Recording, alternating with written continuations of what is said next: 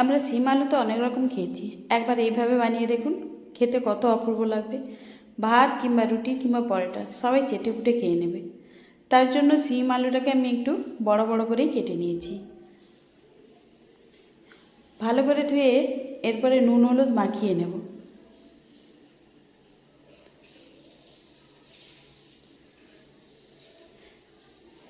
তারপরে একটি কড়াইতে দিয়ে দেবো পরিমাণ মতো সাদা তেল।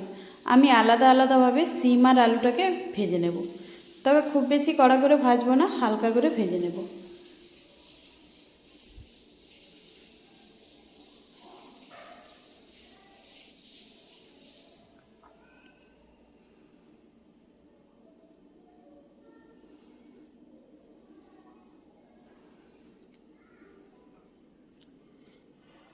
শিম আর আলু আমার একসঙ্গে ভাজা হয়ে গেছে, এবারে আমি নামিয়ে নেব।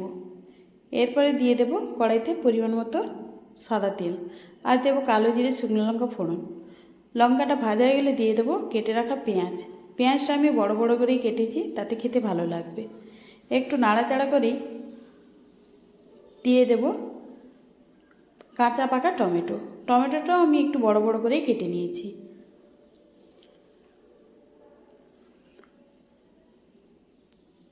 হালকা একটু লবণ দিয়ে আমি টমেটো পেঁয়াজটা একটু ভেজে নেব।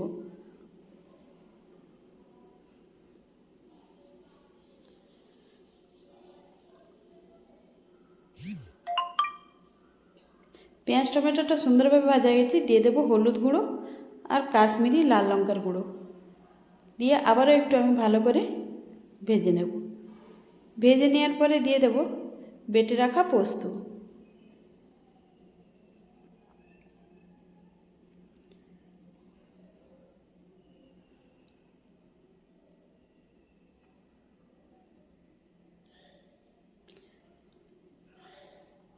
পোস্ত বাটাটা দিয়ে আমি আবার একটু মশলাটা ভেজে নেব, যতক্ষণ না মশলা থেকে তেল ছাড়ছে।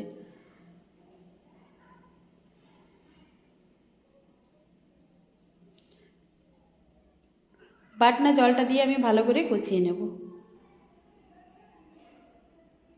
সুন্দরভাবে মশলা থেকে তেল ছেড়ে দিয়েছে, এবারে দিয়ে দেব পরিমাণ মতো জল।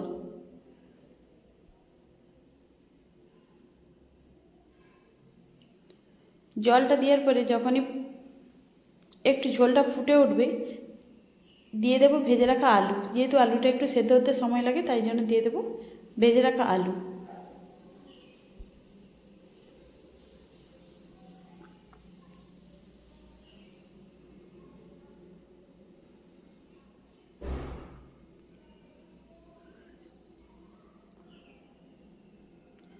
আলুটা সুন্দরভাবে সেদ্ধ হয়েছে, এরপরে দিয়ে দেবো ভেজে রাখা শিমগুলো।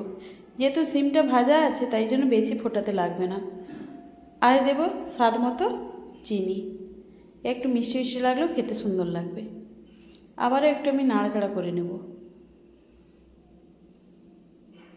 এবারে গ্যাসটা অফ করে নামিয়ে নিলেই রেডি হয়ে যাবে শিম আলুর এই রেসিপিটা। একবার না বানালে বুঝতেই পারবেন না, বানিয়ে দেখতে পারেন।